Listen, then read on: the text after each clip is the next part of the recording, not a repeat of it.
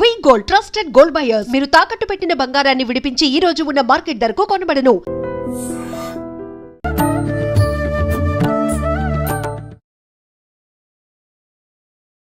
నమస్కారం, welcome to I dream. నేను మీ విజిత. ధర్మ మార్గం కార్యక్రమానికి స్వాగతం.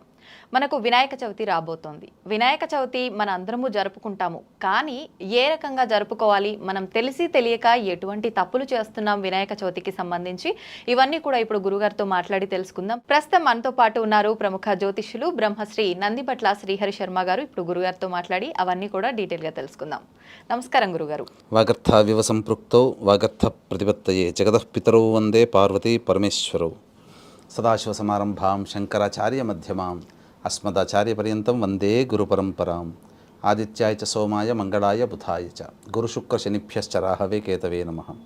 శృంగేరి జగద్గురు పీఠాధిపతులకి, కంచి పీఠాధిపతులకి నమస్కారములు తెలియజేసుకుంటూ కార్యక్రమాన్ని ప్రారంభిద్దాం. గురుగారు, మనకు వినాయక చవితి రాబోతుంది. వినాయక చవితి అనగానే మామూలు సందడి అనేది ఉండదు. నవరాత్రులుగా మనం జరుపుకుంటాం వినాయక చవితిని. ముఖ్యంగా మనం ఇంట్లో చిన్న చిన్న పూజలు, నిత్య దీపారాధన ఉన్నప్పుడే ఏ రోజు పడితే ఆ రోజు మనం శుభ్రం చేసుకోవడానికి పనికిరాదని చెప్పి మాట్లాడుకుంటాం. అంటే ఏ రోజున శుభ్రం చేసుకుంటే బాగుంటుంది? సాధారణంగా మనం ఏ పండుగ, వ్రతము కానీ, నోము కానీ, ఇంట్లో ఏ ఫంక్షన్ చేసుకున్నా ముందు రోజంతా ఇల్లంతా శుభ్రపరచుకుంటాం. వీక్షించేటువంటి ఐ డ్రీమ్ ప్రేక్షకులందరూ కూడా మామూలుగా తుడుచుకోవడం వరకు మాత్రము, పూజామందిరం వరకు మాత్రం శుభ్రపరచుకోవచ్చు. ఇంటిని, పూజామందిరాన్ని ఏ విధంగా శుభ్రపరచుకోవాలంటే, ఒక మంచి నీటిలో గళ్ళ ఉప్పు, పసుపు, గోమూత్రము ఇవన్నీ వేసి చక్కగా ఇల్లంతా కూడా శుభ్రపరచుకుంటే నెగిటివ్ ఎనర్జీ, మన ఇంటికి ఆవహించి ఉన్నటువంటి నెగిటివ్ ఎనర్జీ వెళ్ళిపోయి పాజిటివ్ ఎనర్జీ ఆకర్షించడానికి ఆ ప్రదేశం అనుకూలంగా తయారవుతుంది. పాజిటివ్ ఎనర్జీ ఎప్పుడు వస్తుంది? మన ఇంట్లో చక్కగా దీపారాధన చేసుకొని, పూజ చేసుకొని, ఆ మంత్రాలతో మనం చేసుకోవడం వల్ల ఆ దైవిక శక్తి ఆ ఇంటినంతా కూడా ఆవహిస్తుంది. కాబట్టి ఇల్లంతా కూడాను పూజామందిరంతో సహా శుభ్రపరచుకొని, ఇంట్లో ఉన్నటువంటి చిత్రపటాలు, దేవుళ్ళ ప్రతిమలు ఇవన్నీ కూడా శుభ్రపరచుకొని పెట్టుకోవాలమ్మా. పూజకి సంబంధించినటువంటి సమస్త వస్తువులన్నీ కూడా శుభ్రపరచుకోవాలి. కొనుక్కునే వస్తువులు మాత్రం కొన్ని వస్తువులు పూజకి సంబంధించి కొనుక్కోవచ్చు. ఓకే. గురుగారు, ఇప్పుడు మీరు ఇందాక అన్నారు పూజా సామాగ్రి అంతా కూడా తెచ్చుకోవచ్చు, పర్వాలేదు, ఇంటిని మాత్రం శుభ్రం చేయాలని. మరి పూజా సామాగ్రితో పాటు వినాయకుడి విగ్రహం కూడా తీసుకొచ్చుకోవచ్చు అంటారా? అది తేవటానికి కూడా సమయం చూసుకోవాలంటారా? ఎలాంటి విగ్రహాన్ని తీసుకొచ్చుకోవాలంటారు? సాధారణంగా చవితి ప్రారంభమైంది కాబట్టి సాయంత్రం 5 గంటల తర్వాత బజారుకు వెళ్ళి ఈ యొక్క వినాయక ప్రతిమని, వినాయక పూజకి సంబంధించినటువంటి కావాల్సినటువంటి పూజా సామాగ్రి వస్తువుల్ని తీసుకురావచ్చు. ఇక విగ్రహం ఎలా ఉండాలి? వీక్షించేటువంటి ప్రేక్షకుల్లో గమనించాల్సిన అంశం ఏంటంటే, 2005వ సంవత్సరం నుంచి 2020వ సంవత్సరం వరకు, అంటే ఒక 15 సంవత్సరాల పాటు పిఓపి అంటే ప్లాస్టర్ ఆఫ్ ప్యారిస్, పిఓపి, ఆ ప్లాస్టర్ ఆఫ్ ప్యారిస్తో చేసినటువంటి విగ్రహాన్ని తెచ్చుకునే అలవాటుగా తెచ్చుకున్నారు. కానీ ఎంతోమంది మహనీయుల యొక్క శ్రమ ఫలితముగా ఈనాడు చాలామందికి అవేర్నెస్ వచ్చి మట్టి వినాయకుడిని తెచ్చుకుంటున్నారు. శాస్త్రంలో కూడా మట్టి వినాయకుడినే అర్చించమని మనకు చెప్పబడి ఉంది. ఎందుకనంటే మట్టి ఏ విగ్రహమైనా నిండుగా ఉండాలి. పిఓపితో చేసినటువంటి విగ్రహము చూడడానికి బయటికి మాత్రం ఆకర్షణీయంగా ఉంటుంది, ఒకసారి వెనక్కి తిప్పి చూస్తే ఒక డొల్ల ఉంటుంది. మనం పూజించే వస్తువు ఏది కూడా డొల్లగా ఉండకూడదు, పూజా వస్తువులు డొల్లగా ఉండకూడదు. కాబట్టి మట్టి విగ్రహాన్నే మన గనక పూజించినట్లయితే సంపూర్ణమైనటువంటి ఫలితం దక్కుతుంది. అంతేకాకుండా ఆ యొక్క విగ్రహము ఏకదంతముతో ఉండాలి, అనగా ఒక దంతం పొడుగ్గా, ఒక దంతము కనబడినట్టుగా ఉంటుంది. ఆ విధమైనటువంటి రూపము కలిగినటువంటి విగ్రహాన్ని మాత్రమే మనము కొనుగోలు చేసుకొని పూజా విధానంలో వాడుకోవచ్చు. ఇక ముఖ్యంగా యజ్ఞోపవీతము లేనటువంటి విగ్రహాలు కూడా కొన్ని దొరుకుతుంటాయి. కాబట్టి యజ్ఞోపవీత గుర్తు ఉన్నటువంటి విగ్రహము, పైగా నడుముకి నాగాభరణం కలిగినటువంటి విగ్రహం కనుక ఉన్నట్లయితే అది అద్భుతమైనటువంటి ఫలితం ఇస్తుంది. ఎందుకనంటే వినాయకుని యొక్క ప్రతిమా రూపంలో 4 హస్తములు, అభయము, వరదము మరియు ఈ యొక్క పాశము అంకుశం కలిగినటువంటి ఈ విధంగా ఉన్నటువంటి ప్రతిమను, నవ్వుతూ ఉన్నటువంటి విగ్రహాన్ని మనం కొనుగోలు చేసుకోవాలి. కాబట్టి ఈ లక్షణాలు కలిగినటువంటి విగ్రహాన్ని మనం కొనుగోలు చేసుకొని పూజా మందిరంలో పెట్టుకొని వినాయక చవితి రోజున పూజ చేసుకున్నట్లయితే సంపూర్ణమైనటువంటి వినాయకుడి యొక్క అనుగ్రహం మనకు కలుగుతుంది. ఓకే గురుగారు, ఇంకొక చిన్న డౌట్. మనం వినాయకుడి విగ్రహం కొనుక్కునేటప్పుడు మీరు చెప్పినవన్నీ ఉండేలా చూసుకోవాలని చెప్పారు. దాంతోపాటు తొండం కూడా కుడివైపున ఉండేలాగా ఉన్న విగ్రహాన్ని మాత్రమే తెచ్చుకోవాలని చెప్పి అంటుంటారు. ఇది నిజమే అంటారా? చాలామందికి ఉండేటువంటి సందేహమేనమ్మా. అయితే తొండము కుడివైపున ఉన్నటువంటి విగ్రహం కలిగింది ఎల్లవేళలా పూజనీయముగా ఉండాలి. అంటే ఎల్లవేళలా పూజనీయత అనేటువంటిది ఎక్కడ ఉంటుంది? దేవాలయంలో ఉంటుంది. ఎందుకంటే 3 కాలాల్లో నిత్యము ధూపదీప నైవేద్యం పంచోపచార పూజా విధానంగా చేయడం జరుగుతుంది. కాబట్టి తొండం కుడివైపున ఉన్నటువంటిది అత్యంత శీఘ్ర ఫలప్రదాత విగ్రహముగా చెప్పబడి ఉంది వినాయకుడికి సంబంధించి. క్షిప్ర గణపతి అని కూడా అంటుంటారు. కాబట్టి ఇక్కడ ఏంటనంటే కేవలం దేవాలయాల్లో మాత్రమే ఈ ఏర్పాటు ఉంటుంది. అన్ని రకాల నైవేద్యాలు పెట్టే ఏర్పాటు మన ఇంట్లో కనుక ఉపాసనా పరులై ఉండి మన ఇంట్లో కూడా మనము కూడా 3 కాలాలలో ఆ యొక్క వినాయకుడికి నైవేద్యము అన్ని రకాలుగా ఉపచారాలు శాస్త్ర ప్రకారము చేసుకోగలిగే వెసులుబాటు ఉంటే ఆ విధంగా కుడివైపున ఉన్నటువంటి విగ్రహాన్ని తొండం కుడివైపుగా ఉన్నటువంటి విగ్రహాన్ని కొనుగోలు చేసి పూజా మందిరంలో పెట్టుకోవచ్చు. అంటే మనం నిత్యం దీపారాధన నైవేద్యం పెట్టాలనుకుంటే విగ్రహం పెట్టుకోవచ్చు ఇంట్లో. పెట్టుకోవచ్చు అమ్మా, నిమజ్జనం చేయాల్సిన అవసరం లేదు. అయితే ఇక్కడ ప్రధానంగా ఏంటనంటే ఈ యొక్క ఎడమ వైపుకు తిరిగి ఉన్నటువంటి విగ్రహాన్ని అందరూ కూడా పూజించవచ్చు.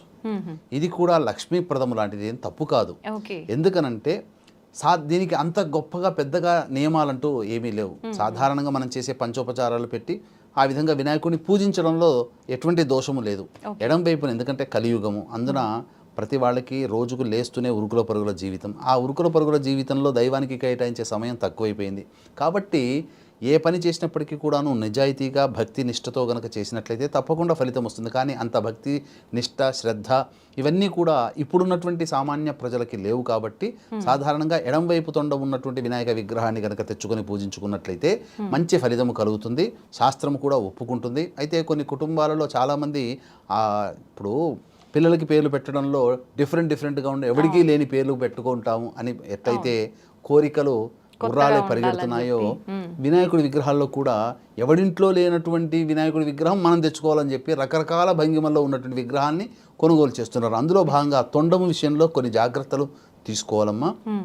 కొన్ని ఎలా ఉంటాయంటే తొండం అమృత కలశాన్ని పట్టుకొని ఇలా చుట్టినట్టుగా ఉండి కిందకి తొండం ఉన్నట్టుగా ఉంటుంది. కొన్ని ఏమో పైకి తొండంగా చూపినట్టు ఉంటుంది. ఎప్పుడు కూడా అలాంటి విగ్రహాన్ని కొనుగోలు చేయకూడదు. ఎందుకంటే తొండము కిందికిగా ఉన్నటువంటి విగ్రహం కొనుగోలు చేస్తే అది యోగ సంబంధించినటువంటి విగ్రహము, యోగనిష్టతో ఉన్నటువంటిది. తొండం పైకి ఉన్నటువంటిది అయితే అది తపోనిష్టతో కలిగినటువంటి విగ్రహము. కాబట్టి యోగనిష్టలో ఉన్నటువంటి వినాయకుడిని తపోనిష్టలో ఉన్నటువంటి వినాయకుడిని కనుక మనం కనుక పిలిచి ఆవాహన చేసి అతనికి యోగ తపోనిష్టలకి భంగం కలిగించామంటే ఆగ్రహానికి గురవుతాము. పైగా దేవతాగ్రహానికి గురైతే పూజ చేయడం వల్ల వచ్చే మంచి మాట దేవుడెరుగు, దానివల్ల చెడు ఫలితాలు కలుగుతాయి. కాబట్టి తొండము ఎడం వైపున ఉన్నటువంటి విగ్రహాన్నే మనం పూజా మందిరంలో సాధారణంగా మనం ఆ వినాయక చవితి రోజున కొనుగోలు చేసి ఆ యొక్క విధానంగా మనం పూజ చేసుకోవచ్చు. కుడివైపున ఉన్నటువంటి వాటికి కానీ తొండము దిగువన అనగా అధోముఖంగా చూస్తున్నట్టుగా ఊర్ధ్వముఖంగా పైకి చూస్తున్నట్టుగా ఉన్నటువంటి విగ్రహాన్ని మనం కొనుగోలు చేయకూడదు. ఓకే, చాలా మందిలో డౌట్ ఉంటుంది. అంటే కొంతమంది సాయంకాలమే విగ్రహ ప్రతిష్టాపన చేసి అప్పుడు పూజలు చేస్తుంటారు, పొద్దంతా చేయకుండా. కొంతమంది పొద్దున్నే సూర్యోదయంతో స్టార్ట్ చేస్తుంటారు పూజ. నిజంగా ఏ టైంలో చేసినప్పటికీ ఏ రోజున చేయాలంటారు? చేసేటప్పుడు సమయం చూసుకోవాలంటారా? ఓకే, అయితే మనకు ముద్గల పురాణాన్ని అనుసరించి వినాయక చవితి యొక్క పూజ ఈ యొక్క మధ్యాహ్న సమయంలో చేసుకోమన్నది. అంటే కాబట్టి ఎటువంటి సమయంలో అంటే రోజున ఉదయం 11 గంటల నుంచి 1:15 లోపల ఈ యొక్క వినాయక చవితి పూజ చేసుకోవచ్చు మనం. అయితే సాధారణంగా మంటపాలలో గనక ఉన్నటువంటి వాళ్ళు వినాయక చవితి పూజ అనేటువంటిది సాధారణంగా సాయంత్రం పూట చేస్తుంటారు.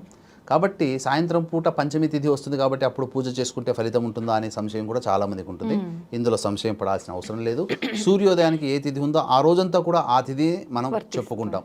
కాబట్టి ఇక విశేషంగా మనకు ఆ పంచమి రోజున చేసినటువంటి అనే భావన లేకుండా దోషం తొలగిపోకుండా మనకు పూజా ఫలితం మనకు దక్కాలి అని అంటే పంచమీయుక్త చతుర్థ్యాం తిథౌ అని చెప్పి సంకల్పంలో గనక చెప్పుకున్నట్లయితే తప్పకుండా ఆ యొక్క వినాయక చవితి రోజునే మనం పూజ చేసినటువంటి ఫలితం మనకు సాయంత్రం పూట మంటపాలలో ఇంట్లో చేసుకున్నట్టయితే ఉదయం 11 నుంచి 1:15 మధ్యలో పూజ చేసుకోవాలమ్మా. ఓకే గురుగారు, పూజ చేయటం వరకు ఓకే. ఈ మధ్య కాలంలో వింటున్నాము వినాయకునికి సంబంధించిన పూజ ఏదైనా సరే మగవారు చేస్తేనే మంచిది, శుభం కలుగుతుంది, ఆడవారు చేయడానికి పనికిరాదు అని చెప్పి. నిజంగా భగవంతుని పూజించడానికి ఆడ మగ అనే భేదం చూసుకోవాలంటారా? అటువంటిది ఏమీ లేదమ్మా. ఎందుకనంటే ఆడ మగ చిన్న పెద్ద వితంతువులు ఇలా అందరూ కూడా చేసుకోగలిగేటువంటి పూజ. వితంతువులు కూడా చేసుకోవచ్చమ్మా. అంటే ఏంటి, వితంతువులు కూడా చేసుకుంటే ఏంటంటే భవిష్యత్ ఉత్తర జన్మలో దీర్ఘాయుష్మంతుడైనటువంటి భర్తతో కలిసి పూజ చేసుకునే అర్హత కలిగినటువంటి జన్మ వితంతువు జన్మ ఎత్తుతుంది. కాబట్టి ఇక్కడ వితంతు అని చెప్పి చిన్నతనంగా చూడాల్సిన అవసరం లేదు, పూర్వ సువాసినులు అని అనవచ్చు. ఎందుకంటే ప్రతి వాళ్ళు మానవులే కాబట్టి కొన్ని కర్మవశాత్తు కొన్ని ఇబ్బందులు కలుగుతాయి జీవితంలో, అంత మాత్రాన వాళ్ళని తీసిపోలేరు. అలాగే రావణుడి యొక్క తల్లి కైకసి మహాశివ భక్త పరాయణురాలు. మరి ఆమె ప్రతిరోజు కూడాను సముద్రం దగ్గరికి వచ్చి సైక తెలంగాణ ఏర్పాటు చేసి పూజ చేసింది అనంటే ఆమె ఖచ్చితంగా పూజ చేసే ముందు గణపతి పూజ చేసి ఉంటుంది కదా. ఎందుకంటే ఆమె ప్రతిరోజు శివార్చన చేసేది, శివాభిషేకం చేసుకునేది, ఖచ్చితంగా గణపతి పూజ. కాబట్టి వీక్షించేటువంటి ప్రేక్షకులు వితంతువులు కూడా చేసుకోవచ్చు. అయితే ఇక్కడ ప్రధానంగా మగవాళ్లే చేసుకోవాలి, ఆడవాళ్ళు చేయకూడదు అనేటువంటి యొక్క ప్రచారం చాలా ప్రసార మాధ్యమాల్లో జరుగుతుంది. పురుషులు కాకుండా స్త్రీలు కూడా ఈ యొక్క పూజ చేసుకోవచ్చు. ఎందుకనంటే ఇది అందరికీ సంబంధించినటువంటి పూజ కాబట్టి అన్ని సంశయాలు వదిలి స్త్రీ పురుష భేదం లేకుండా అన్ని వర్ణాల వారు, అన్ని కులాల వారు, మతాల వారు కూడా ఈ పూజ చేసుకోవచ్చు. ఓకే గురుగారు, నేనే అడగాలనుకున్నా యాక్చువల్గా వితంతువుల గురించి పూజ చేయొచ్చా అని. దాంతోపాటు ఆడవారు బహిష్టు సమయంలో కానీ, ఏటి సూతకంలో ఉన్న వాళ్ళు కానీ, ఇలాంటి వాళ్ళు కూడా ఆ కుటుంబ సభ్యులు ఈ పూజా విధానాన్ని ఆచరించవచ్చు అంటారా? ఏటి సూతకం అనేటువంటిది కనుక చూసుకుంటే చాలామందికి కన్ఫ్యూజన్ ఉందమ్మా. ఏంటనంటే ఇప్పుడు ఒక ఇంట్లో నలుగురు అన్నదమ్ములు ఉంటారనుకోండి, అన్నయ్య గతించారనుకోండి, అన్నయ్య గతించినప్పుడు ఆ అన్నయ్య భార్య పిల్లలకి మాత్రమే ఏటి సూతకం ఉంటుంది. ఓకే, ఈ అన్నదమ్ములు కూడా ఏటి సూతకంలో పాలు పంచుకుంటారు. అవును, తప్పమ్మా. వాళ్ళకి ఈ అన్నదమ్ములకి 11 రోజులు మాత్రమే ఉంటుంది మహిళ. కానీ అన్నయ్య చనిపోయినందుకు వీళ్ళు కూడా ఏటి సూతకం వరకు కూడా పూజలు చేసుకోరు, అది తప్పు. అయితే ఏటి సూతకంలో ఉన్నటువంటి వాళ్ళు ఈ యొక్క నోములు వ్రతాలు సంవత్సరీకం అయ్యేంత వరకు చేసుకోకూడదని మనకు శాస్త్రం చెప్పబడి ఉంది. మరి అటువంటి వాళ్ళు ఎలా దేవుని పూజ అంటే దేవుని పూజ జరుగుతున్న ప్లేస్లోకి వెళ్ళి చూడవచ్చు. దేవుని పూజ జరుగుతున్నప్పుడు ఇప్పుడు గణపతి చెందాలని రాస్తారు, లేదా ఆ గణపతి పూజలో భాగంగా అవసరమయ్యే పూజా సామాగ్రికి వాళ్ళు డబ్బులు ఇచ్చినట్లయితే అందులో పాలు పంచుకున్నా చాలు, ఆ గణపతి పూజ చేసిన ఫలితం దక్కుతుంది. అది మరి గర్భిణీ స్త్రీలు ఉన్న వాళ్ళు, గర్భిణీ స్త్రీలు ఉన్నటువంటి వాళ్ళకైతే ఒక ధర్మశాస్త్రాలు, కొన్ని ధర్మశాస్త్రాల ప్రకారము 5వ నెల వచ్చిన తర్వాత, కొన్ని ధర్మశాస్త్రాల ప్రకారం 7వ నెల వచ్చిన తర్వాత పురిటి సూతకం ఉంటుంది. కాబట్టి ఆయా ప్రాంత ఆచారాన్ని బట్టి ఈ యొక్క సంబంధించినటువంటి ఏటి సూతకంలో ఉన్న వాళ్ళు సంవత్సరం పాటు చేసుకోకూడదు. గర్భిణీ స్త్రీలు కూడా ఆ యొక్క ఆచార సాంప్రదాయాన్ని అనుసరించి 7వ నెల పడ్డ తర్వాతనైనా, 5వ నెల పడ్డ తర్వాతనైనా ఈ విధంగా పూజకి అర్హురాలు కారు కాబట్టి మీ భర్త చేతగా ఈ యొక్క కార్యక్రమ విధానాన్ని చేసుకోవచ్చు. అలాగే బహిష్టు అయినటువంటి, ఎందుకంటే ఎంతో ఆశతో ప్రేమతో ఇంటిల్లి పాదులందరూ కూడా, ముఖ్యంగా ఇల్లాలు ఎంతో కష్టపడి ఇల్లునంతా శుభ్రం చేసుకొని పూజా మందిరాన్ని ఏర్పాటు చేసి భర్త పిల్లలతో కలిసి ఆనందంగా ఈ యొక్క వ్రతాన్ని చేసుకోవాలనే ఆలోచన చాలామంది స్త్రీలకు ఉంటుంది. కానీ ప్రకృతి ధర్మం, మనం పిలిస్తే వచ్చేది కాదు, పొమ్మంటే పోయేది కాదు. కాబట్టి ప్రకృతి ధర్మంగా వచ్చేటువంటి దాన్ని మనం ఆపలేము. కాబట్టి ఆ విధంగా ప్రకృతి ధర్మంగా వచ్చినటువంటి రజస్వల బహిష్టు సమయంలో ఆ యొక్క ఇంటిలో పూజా మందిరంలో ఆ స్త్రీ ఎప్పుడు కూడాను తిరగాడకూడదు, ఏ వస్తువును కూడా ముట్టుకోకూడదు. ఈ యొక్క స్త్రీకి 3 రోజుల వరకు నిషేధం అనేటువంటిది ఉంది, అసలు ఇంట్లో ఏ విధంగా కూడా కలపకూడదు. 4వ రోజున ఇంటిని శుభ్రం చేసుకోవడానికి, 5వ రోజున పూజాది కార్యక్రమాలు చేసుకుని పాలు పంచుకోవడానికి ఈ యొక్క సంబంధించినటువంటి శాస్త్రం వెసులుబాటు కలిగించింది. కాబట్టి బహిష్టు అయినటువంటి స్త్రీలు ఈ యొక్క పూజా విధానంలో పాల్గొనకూడదు, ఆ పూజా విధానం దరిదాపుల్లో కూడా ఉండకూడదు అని చెప్పవచ్చు. గురుగారు, వినాయకుడి పూజ అనగానే ముఖ్యంగా పత్రాలతో 21 పత్రాలతో స్వామివారిని ఆ రోజు అర్చిస్తూ ఉంటాము. అయితే ప్రత్యేకంగా ఆ 21 పత్రాలతోటే పూజ చేస్తేనే ఆ ఫలితం అనేది మనకు వస్తుందా? ఒకవేళ ఆ పత్రాలు దొరకని పక్షంలో 21 పత్రాలతో చేయలేని వారు అంతే ఫలితాన్ని పొందాలంటే దానికి ఇంకొక ఉపాయం ఏదైనా ఉందంటారా? మనకు వినాయక చవితిలోనే పత్రి పూజ అనేటువంటిది ఒక వినాయక చవితిలోనే ఉంటుంది. 21 పత్రాలు, 21 పత్రాలు. అయితే ఈ 21 పత్రాలు అనేటువంటివి ప్రస్తుత కాలంలో చాలా మటుకు దొరకట్లేవు. పల్లెటూళ్ళలో ఉన్న వాళ్ళకే దొరకట్లేదు. మరి అటువంటిది సిటీ ప్రాంతంలో ఉన్నటువంటి వాళ్ళకి దొరకవు. కాకపోతే చాలా మంది ఆ యొక్క పత్రాల పేరున చెప్పి పిచ్చి పిచ్చి మొక్కల యొక్క ఆకుల్ని తెప్పుకొని వచ్చి, వేర్లను తెప్పుకొని వచ్చి, కాండాలను తెప్పుకొని వచ్చి ఇవే పత్రాలంటే పూజ చేసుకుని అని అంటున్నారు. మనం గుడ్డిగా వెళ్ళి ఆ పత్రాన్ని తెచ్చుకుంటున్నాం. కానీ తెలిసి చేసినా తెలియక చేసినా, తెలిసి ముట్టుకున్నా తెలియక ముట్టుకున్నా నిప్పే కదమ్మా. కాబట్టి అందులో కొన్ని మాత్రమే ఉపయోగపడేటువంటివి ఉంటాయి. కాబట్టి ఇటువంటి సంశయం ఉన్నటువంటి వాళ్ళు ఏం చెయ్యాలి? ఏ పత్రంతో పూజ చేసినట్లయితే 21 పత్రాలతో చేసినటువంటి పూజా ఫలితం దక్కుతుందనంటే దూర్వా పూజ అని మనకు శాస్త్రంలో చెప్పబడి ఉంది. అంటే దూర్వా అంటే గరిక. కాబట్టి గరికని సాధారణంగా ఏం చేస్తారంటే కొట్లలో కొనుక్కొచ్చుకోవడమో లేకపోతే ఇంటి చుట్టుపక్కల ఎక్కడైనా కనబడితే తీసుకొని రావడం జరుగుతుంది. అయితే మనకు గరిక పూజలో గరికని ఏ విధంగా తెచ్చుకోమని ఉన్నదంటే గరిక ప్రమాణాన్ని కనుక ఏ విధంగా చూడాలి అని అంటే ఎవరు కాలు తొక్కనటువంటిది, ఏ జంతువులు తొక్కనటువంటి ప్రదేశంలో పెరిగినటువంటి గరికని, అలాగే పవిత్రమైనటువంటి స్థలంలో పెరిగినటువంటి గరికనే పూజ సంబంధించినటువంటి పూజలలో మనం వాడుకోవచ్చు. కాబట్టి అయితే ఇప్పుడు అటువంటి ప్రదేశంలో చాలా తక్కువ, పైగా మనకు అల్లంత దూరంలో ఉంటాయి. కాబట్టి సాధారణంగా పూజా స్టోర్లలో లేదా పూల సామాన్లు అమ్మే దగ్గరనో పూలు అమ్మే దగ్గరనో మనకు దొరుకుతాయి, తీసుకొచ్చుకుంటారు. చాలామంది చేసేది ఏంటంటే ఆ కట్ట తీసుకురాగానే పూజా సమయానికి ఆ కట్ట విప్పి పూజ చేస్తారు. అంటే మనం తినడానికి అయితేనేమో మంచి హైజీనిక్ ఫుడ్, మనం కట్టుకోవడానికి మంచి చక్కటి నీట్గా ఉండే బట్టలు, మరి దేవుని పూజల్లో మనల్ని కాపాడి మనల్ని రక్షించి మనల్ని నిత్యం మంచి చెడు చూసుకునేటువంటి ఆ దేవుని పూజల్లో వాడే పత్రి కోసము మనం ఎంతో శ్రద్ధ తీసుకోవాలి. కాబట్టి ఆ యొక్క గరిక కట్టను తీసుకుని వచ్చినప్పుడు ముందుగా రోజుగానే ఆ యొక్క గరికనంతా కూడాను మంచినీటిలో శుభ్రపరిచి చక్కగా తీసుకోవాలి. అయితే గరిక పూజలు ఏంటంటే కాండంతో సహా ఉన్నదానాల్లో కూడా పూజ చేస్తుంటారు. ఆ పూజా విధానం గరిక పూజ పనికిరాదు.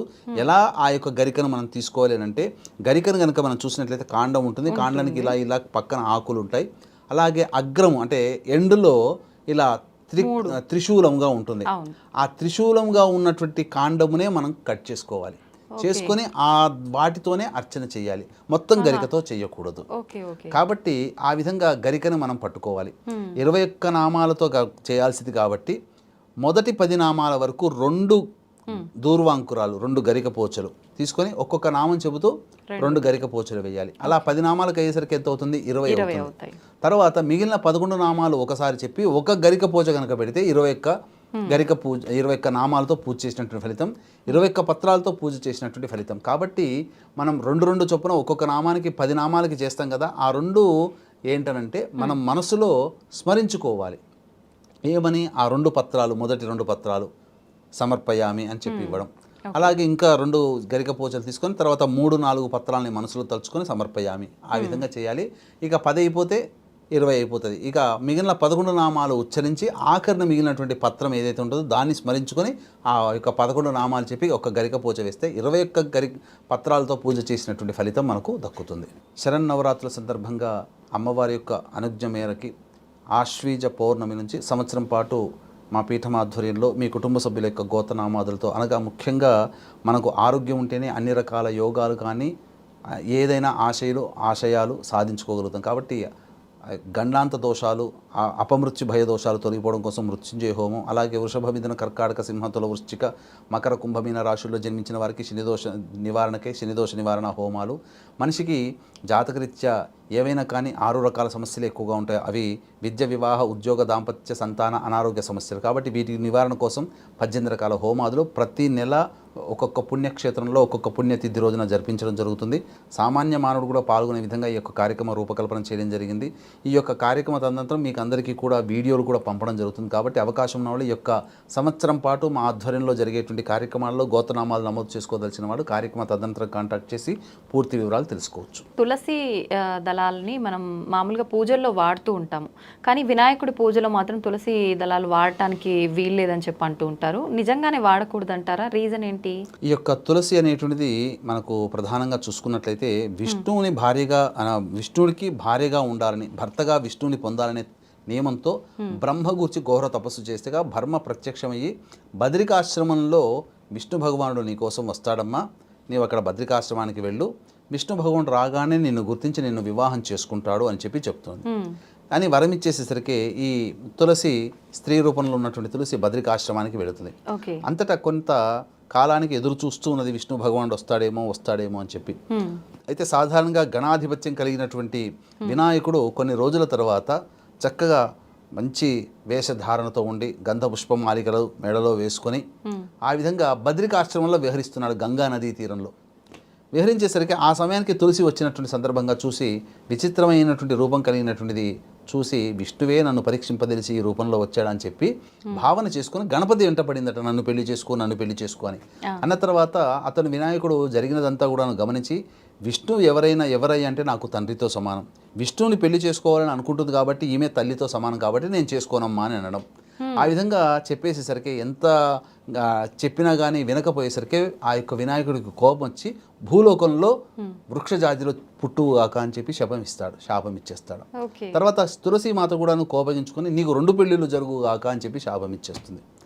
ఇది జరిగిన తర్వాత అప్పుడు కొంత ఇబ్బంది పడ్డ తర్వాత అనగా బాధపడ్డ తర్వాత అమ్మ నీవు నాకు తల్లితో సమానరాలు అమ్మ, విష్ణువు ఎవరో కాదు నాకు తండ్రి, అతన్ని పెళ్లి చేసుకోవాలనుకున్నావు, నువ్వు తల్లితో సమానం, నేను విష్ణువు కాదో మొర్రో అంటే కూడా నువ్వు పట్టుబట్టి నా వెంట పడ్డావు కాబట్టి నేను శాపం ఇవ్వాల్సి వచ్చింది, నువ్వు ప్రతిశాపం ఇచ్చావు, జరగక మానదు, ఇక అనుభవించాల్సిందే అని చెప్పంగానే అప్పుడు ఇక తులసీదేవిని చూసి ఇక నా యొక్క పూజల్లో నీ యొక్క పత్రాన్ని వాడకూడదు అని చెప్పి నిషేధం చేస్తాడు. ఎందుకు నిషేధం చేస్తాడు అంటే అక్కడ ఏం కోపం కాదమ్మా, తల్లితో సమానురాలైనటువంటి పత్రాన్ని కొడుకు పూజల్లో వాడవచ్చునా? ఇప్పుడు తల్లి వచ్చి ఎక్కడైనా కొడుకుకి నమస్కారం చేస్తుందా? కొడుకే తల్లికి నమస్కారం చేయాలి. తులసిని పూజించాల్సినటువంటి వినాయకుడు తన వినాయకుడి పూజలో తులసిని ఇష్టపడడు పూజ చేయడానికి, కానీ సంవత్సరంలో ఒక రోజు వచ్చే వినాయక చవితి రోజున మాత్రం తులసి పత్రంతో పూజ చేయవచ్చని శాస్త్రం చెప్పబడ్డది. ఇక ఏ రోజుల్లో కూడా ఎప్పుడు కూడా తులసితో గణపతికి పూజ చేయకూడదు, నిషేధము. దానివల్ల దుష్ప్రభావాలు కలుగుతాయని చెప్పవచ్చు. ఓన్లీ చవితి రోజు మాత్రం పర్వాలేదు చేయొచ్చు. వినాయక చవితి, అది కూడా వినాయక చవితి రోజు ఏదో ఒక కారణం చేత మనకు వినాయక చవితి రోజు వినాయకుడి పూజ చేయటానికి వీలు కాకపోతే మరి ఇంకొక రోజు ఎప్పుడైనా చేసుకునే అవకాశం ఉందంటారా? అలా మన శాస్త్రంలో ఉందా? ఇప్పుడు ఇక్కడ పూజ సమయానికి చేయలేకపోవడం అనేటువంటిది మన యొక్క కర్మ దోషం కాబట్టి చేసుకోవాలి పూజ అనేటువంటి మనసులో ఉంటుంది. కాబట్టి శాస్త్ర ప్రకారం వెసులుబాటు ఎప్పుడయ్యానంటే, ఎందుకంటే ఇప్పుడు ఉన్నటువంటిది ప్రతిదీ కూడా బిజీ స్కెడ్యూల్. ఎందుకంటే ఒకప్పుడు కుటుంబ సభ్యులు, పెదనాన్నలు, బాబాయిలు, మేనత్తలు, మేనమామలు అందరూ కలిసి చక్కగా ఇంటిలిపాది ఒక 50 మంది కలిసి ఒకే చోట కూర్చొని ఈ యొక్క వినాయక చవితి పూజ చేసుకునేవాళ్ళు. వినాయక చవితి అని కాదు, ఏ పూజనైనా. రాను కాలం మారాయి, కాలంలో మనుషుల యొక్క ప్రభావాలు మారిపోయి సంబంధ బాంధవ్యాలు కూడా తగ్గిపోయాయి. ఇప్పుడు న్యూక్లియర్ ఫ్యామిలీస్ అయిపోయాయి.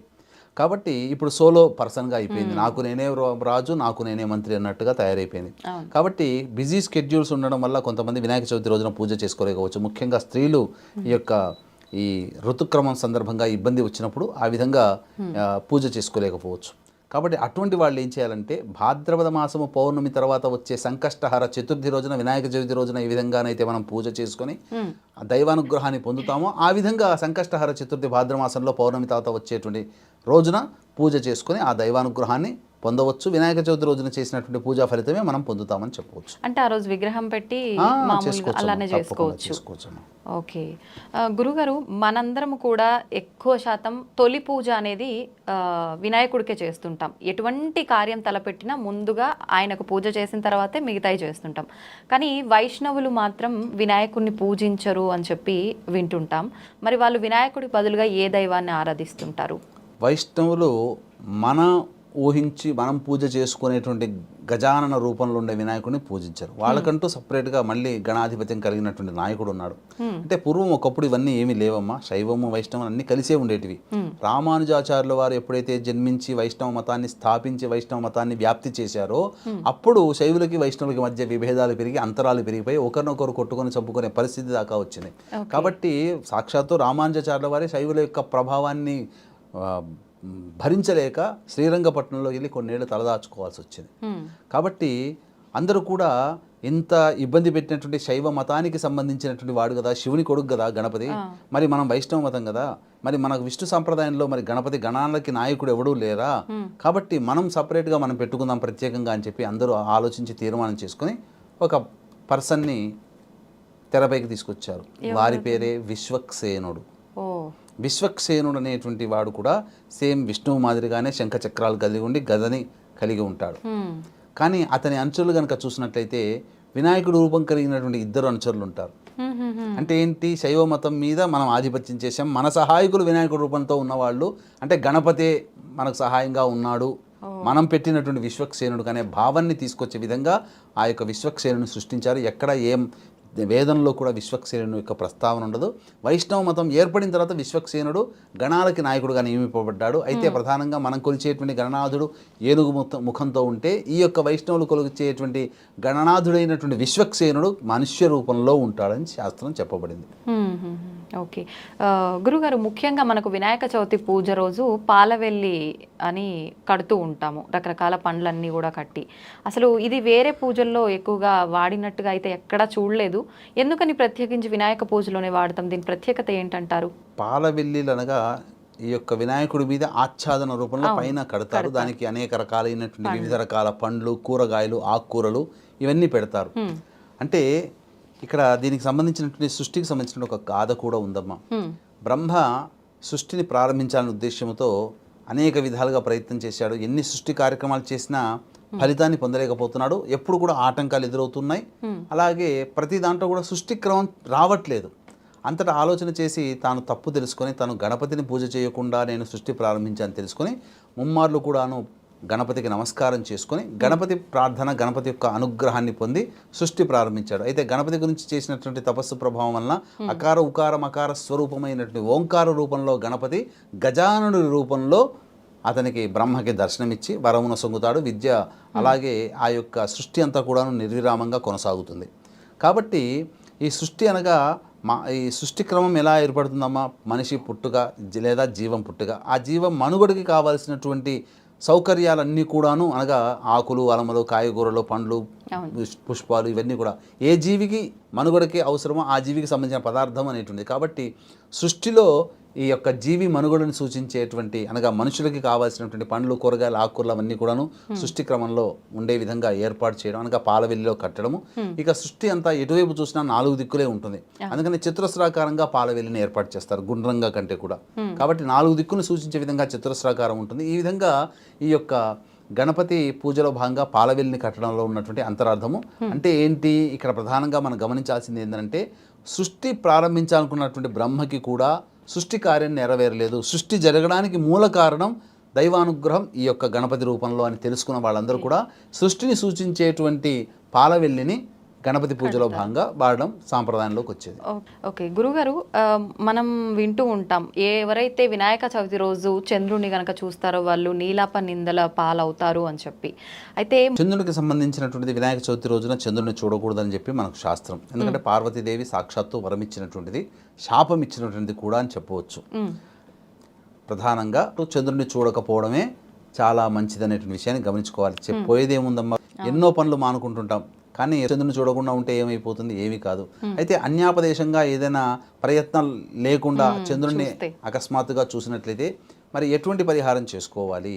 కాబట్టి ఎవరైనా అనుకోని విధంగా చంద్రుడిని కనుక చూసినట్లయితే ఆకాశంలో ఆ వినాయక చవితి రోజున అనగా 6వ తారీఖు మధ్యాహ్నం 3 గంటల నుంచి 7వ తారీఖు మొత్తం కూడా అప్పుడు ఏం చేయాలంటే, మనం ఎట్లాగో పొద్దున పూట కథ ఇవన్నీ చెప్పుకుంటాం కదా, పూజా కథ. ఈ యొక్క కథలో భాగంగా ఉన్నటువంటి శమంతకోపాఖ్యానము అని ఉంటుంది. అనగా ఆ సంబంధించినటువంటి చంద్రబింబాన్ని వెండి గిన్నెలో కృష్ణ భగవాన్ వారు చూస్తారు పాలు పితుకుతుండగా. సత్రాజిత్తు అపరాధం మోస్తాడు ఏమని, నా యొక్క బంగారు మణిని ఇచ్చేటువంటి శమంతక మణిని అపహరించి తీసుకెళ్ళాడని. కాబట్టి అది నేను తీసుకెళ్ళలేదు అని చెప్పి నిరూపించడం కోసం ఆ యొక్క మణిని వెతుకులాటలో భాగంగా జాంబవంతుని గృహానికి చేరుకోవడం, జాంబవంతునితో యుద్ధం చేయడం, తర్వాత ఇవన్నీ కూడా తిరిగి మణిని తీసుకొచ్చి ఇవ్వడం, ఆ విధంగా తన ప్రయత్నం చేసి నీలాభనిందలు పోగొట్టుకోవడం. అయితే భగవంతుడు అనేటువంటి వాడికి శక్తివంతుడు, దైవానుగ్రహం ఉంది కాబట్టి చేసుకోగలుగుతాడు. మరి మనలాంటి సామాన్య మానవులు ఇలా ఏ విధంగా చేసుకోవాలనుకున్నప్పుడు ఈ విధంగా మనం పూజ చేసుకుంటాము, అందులో వ్రతం చేస్తాం. ఆ వ్రతంలో భాగంగా ఉన్నటువంటి యొక్క కథని శమంతకోపాఖ్యానం అనేటువంటి కథని చక్కగా ముమ్మార్లు చదివి ఆ యొక్క వినాయకుడి దగ్గర పూజ చేసి ఉంటారు కదా, పూజ చేసినప్పుడు ఇచ్చినటువంటి ఆ యొక్క అక్షితల్ని ఎత్తులో వేసుకొని 11 సార్లు గుంజీలు తీసి ఇంటికి వెళ్ళిపోవచ్చు. ఈ విధంగా చేసినట్లయితే ఆ యొక్క దృష్టి దోషం అనేటువంటిది తొలగిపోతుంది. ఓకే గురుగారు, ముఖ్యంగా వినాయకుడు ప్రీతికరమైన నైవేద్యాలు ఆయన ఎక్కువగా తింటుంటాడని చెప్పి మనం కథలో వింటుంటాము. ఆయన తిని ఆ పొట్టంతా ఉబ్బిపోయినట్టుగా ఉండడం చూసే చంద్రుడు నవ్వటం వల్లనే ఆ చవితి చంద్రుడిని చూడొద్దనే దోషం కూడా వచ్చింది అని అంటుంటాము. అయితే అటువంటి ఆయనకి నిజంగా ప్రీతికరమైన నైవేద్యం అంటే ఏది? మామూలుగా 21 రకాల నైవేద్యాలు, 16 రకాల నైవేద్యాలు నివేదన చేయాలని చెప్పి చెప్తుంటారు. కానీ ముఖ్యంగా ఆయనకు ప్రీతికరమైంది ఏంటి? ప్రధానంగా ఈ యొక్క వినాయకుడికి ప్రీతికరమైనటువంటి నైవేద్యము మోదకాలు. కాబట్టి ఆ రోజున మోదకాలని వండి ఆవు నేతిలో వండి ఆ విధంగా మోదకాలు నైవేద్యంగా పెడితే వినాయకుడు చాలా సంతోషిస్తాడు. ఓకే. అయితే చాలామంది ఏమనుకుంటారనంటే 21 నైవేద్యాలు, 16 నైవేద్యాలు, 11 నైవేద్యాలు, 9 రకాలు, 7 రకాలు, 5 రకాల నైవేద్యాలు అని అంటుంటారు. కానీ వాస్తవానికి మోదకాలు ఒక్కటి పెడితే చాలమ్మా. ఇక రెండవ పక్షంలో అయితే వినాయకుడికి ఈ యొక్క సంబంధించినటువంటి ఉండ్రాళ్ళు లేదా బెల్లం ముద్ద ఇవి నైవేద్యంగా పెట్టవచ్చమ్మా. అయితే ప్రధానంగా కొబ్బరి బెల్లంతో చేసినటువంటి కొబ్బరి ఉండల్ని కూడా నైవేద్యంగా పెట్టవచ్చు. ఈ విధంగా పెట్టినట్టయితే చాలు. పెద్ద పెద్దగా నైవేద్యాలు పెట్టాల్సినటువంటి అవసరం లేదు. మనం లఘుగానే నైవేద్యం పెట్టి ఆ యొక్క వినాయకుడి అనుగ్రహాన్ని పొందవచ్చమ్మా. ఓకే గురుగారు, చెరకు గడ, మొక్కజొన్న ఇవి కూడా వినాయకుడి దగ్గర పెడుతుంటారు కదా, అవి కూడా పెట్టాల్సిన అవసరం ఈ కాలానికి సంబంధించి వచ్చేటువంటిది మొక్కజొన్న అటువంటి పంటలు. అలాగే చెరుకు గడ సహజంగానే ప్రీతి. ఎందుకంటే ఏ ఏనుకైనా చెరుకు పంటను చూస్తే నచ్చుతుంది, పంట నాశనం చేసేస్తుంది, పూర్తిగా తినేస్తుంది. కాబట్టి ఈ యొక్క చెరుకు నైవేద్యం అనేటువంటిది చెరుకు ద్వారా తయారైనటువంటి బెల్లం నైవేద్యం కనుక పెట్టినా కానీ ఆ యొక్క వినాయకుడికి సంతోషం పడుతుందని చెప్పవచ్చు. ఓకే గురుగారు, ముఖ్యంగా ఇంట్లో వినాయకుడిని పెట్టి పూజ చేసే వాళ్ళు ముందుగా పసుపుతో చేసిన గణపతిని పూజించిన తర్వాతే మనం విగ్రహాన్ని ఆరాధించాలంటుంటారు కదా, అది నిజమేనా? ఇక్కడ ప్రధానంగా గమనించాల్సినటువంటి అంశం ఏంటంటే పసుపుతో చేసినటువంటి హరిద్రా గణపతిని ముందుగా మనం పూజ చేసి తర్వాత మళ్ళీ గణపతి పూజ చేసుకోవాలి. చాలా మంది ఇది తెలియక ఏంటంటే డైరెక్ట్ గా గణపతి పూజ చేస్తారు. ఎందుకు పసుపు గణపతి ఆ యొక్క వినాయకుడికి ఇష్టము అనంటే అమ్మవారు నలుగు పెట్టుకునే సందర్భంలో ఆ పిండి ముద్దకి ప్రాణం పోసి బాలుడుగా సృష్టించింది. ఆ యొక్క నలుగు పిండిలో ఖచ్చితంగా హరిద్ర అంటే పసుపును కలుపుతాం కదమ్మా. ఆ విధంగా పసుపుతో చేసినటువంటి గణపతిని ముందుగా పూజ చేసి ధూపదీప నైవేద్యాలు ఇచ్చిన తర్వాత మళ్ళీ మనం ఆ యొక్క వినాయక చవితి రోజున తెచ్చుకున్నటువంటి విగ్రహానికి మళ్ళీ సంకల్పానుసారంగా ఆ యొక్క పూజా విధానం తీసుకోవాలి. గురుగారు, కలశ స్థాపన చేయాలా, కలశాన్ని ఆరాధించాలా, వినాయక చవితి రోజు కలశం పెట్టాల్సిన అవసరం ఉందా? ఇక్కడ వ్రతం చేసేటప్పుడు వినాయక చవితి రోజున కలశం పెట్టుకునే ఆనవాయితీ ఆచార సాంప్రదాయం ఉన్నటువంటి కుటుంబాల వాళ్ళు ఆ విధంగా కలశం పెట్టుకోవచ్చమ్మా.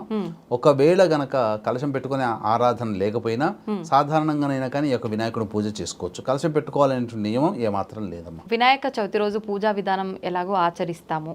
పూజ అయిపోయిన తర్వాత అనంతరం వినాయక కథ విన్నా వినకపోయినా పర్వాలేదంటారా? వినాల్సిందేనా ఖచ్చితంగా? ఖచ్చితంగా వినాయకుడి పూజలో భాగంగా వ్రతం అయిపోయిన తర్వాత ఖచ్చితంగా వ్రత కథ వినవలసిందే. వ్రత కథ వినకుండా చేసినటువంటి ఏ వ్రతం కూడా అసలు వ్రతం ఏ వ్రతమైనా, సత్యనారాయణ వ్రతమైనా, ఉమాశంకరి గౌరీ వ్రతమైనా, వినాయక వ్రతమైనా, వరలక్ష్మి వ్రతమైనా ఏదైనా ఖచ్చితంగా మనకు తెలిసినదైనప్పటికీ కూడా ఆ కథలో భాగంగా ఆ యొక్క పూజలో భాగంగా ఈ యొక్క కథని మనం చదివి తీరవలసిందే. ఇప్పుడు కథ చదవకపోతే ఏమైందని సత్యనారాయణ స్వామి వ్రత కథలో మనకు తెలుసు. వైశ్యుడు అనేటువంటి యొక్క సాధు అనేటువంటి వైశ్యుడు పిల్ల పుడితే వ్రతం చేసుకుంటా, పెద్దగా అయితే వ్రతం చేసుకుంటా, పెళ్లి చేశాక వ్రతం చేసుకుంటా అని అంటుంటారు. ఈ విధంగా కాలయాపన చేస్తుండడం. అయితే కొంతకాలానికి అష్ట కష్టాలు పడి ఇంటికి తిరిగి వస్తుంటారు మామాళ్ళు.